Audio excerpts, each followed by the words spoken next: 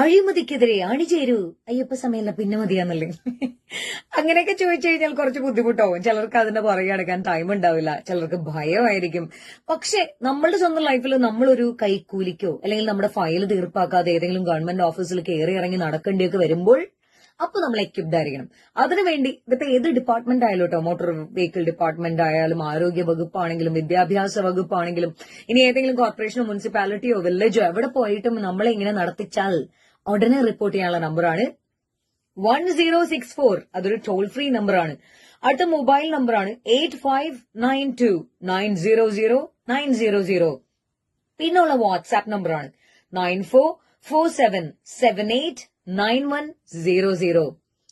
ഇത് വിജിലൻസിന്റെ നമ്പറാണ്. Vigilance അഴിമതിക്കാരെ പിടിക്കുന്നതിൽ record ഇട്ടു എന്നൊക്കെ പറഞ്ഞ് വാർത്തയൊക്കെ കാണുന്നില്ലേ, അത് കറക്റ്റ് ആട്ടോ, ഓടി നടന്ന് പിടിച്ചോണ്ടിരിക്കുകയാണ്. പക്ഷെ സാധാരണക്കാർക്ക് ഒരു പേടി ഉണ്ടാവുന്നല്ലേ, ഇനിയിപ്പൊ ഇത് കംപ്ലൈന്റ് ചെയ്തത് നമ്മളാണെന്ന് എങ്ങാനും പുറത്തറിഞ്ഞാൽ വീണ്ടും നമുക്ക് ഭാവിയിൽ വല്ല പ്രശ്നങ്ങളൊക്കെ ഉണ്ടാവോ. ഇത് ക്ലാരിഫൈ ചെയ്യാൻ വേണ്ടി ഞാൻ സാധാരണക്കാരെയാണല്ലോ, ഞാൻ വിജിലൻസ് ഉദ്യോഗസ്ഥരെ വിളിച്ച് സംസാരിച്ചു. അപ്പോ അവര് പറഞ്ഞത് ഈ കോൾ ചെല്ലുന്നത് ട്രിവാൻഡ്രത്തേക്കാണ്, അവിടുന്ന് നമ്മുടെ ലൊക്കാലിറ്റിയിലേക്ക് വിടും. ഏത് ഉദ്യോഗസ്ഥനെതിരെയാണോ കംപ്ലൈന്റ്, എന്താണ് വിശദമായിട്ടുള്ള പരാതി എന്നുള്ളത് നമ്മളോട് ചോദിക്കും ഫോൺ ചെയ്ത്. അവിടെ നമ്മുടെ റോള് കഴിഞ്ഞു. പിന്നെ നമ്മുടെ ഒരു പരാതിക്കാരന്റെ ഒരു ഡീറ്റെയിൽസും പുറത്തു വരില്ല, സീക്രട്ട് ആണ്.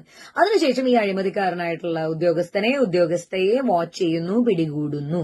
ഇനിയിപ്പോ നമ്മളൊരു ഓഫീസിൽ നിൽക്കുവാണ്, നമ്മളെ ബുദ്ധിമുട്ടിക്കാണ്, 3-4 ദിവസമായി നമ്മളെ കയറ്റി ഇറക്കി ഒരു ഒപ്പൊക്കെ ഇടാനൊക്കെ വൈകിച്ച്, അങ്ങനെയാണെങ്കിൽ സ്പോട്ടിൽ നമ്മൾ ഇവരെ വിളിച്ചു കഴിഞ്ഞു കഴിഞ്ഞാൽ അവർ ആ നിമിഷം തന്നെ ഇടപെടുമെന്നാണ് എനിക്ക് തന്ന ഇന്റർവ്യൂവിൽ പറയുന്നത്. എന്റെ റേഡിയോ ഷോയ്ക്ക് വേണ്ടിയിട്ട് ഞാൻ എടുത്ത ഇന്റർവ്യൂ ആണ്. അപ്പൊ save all these numbers, keep it in your phone.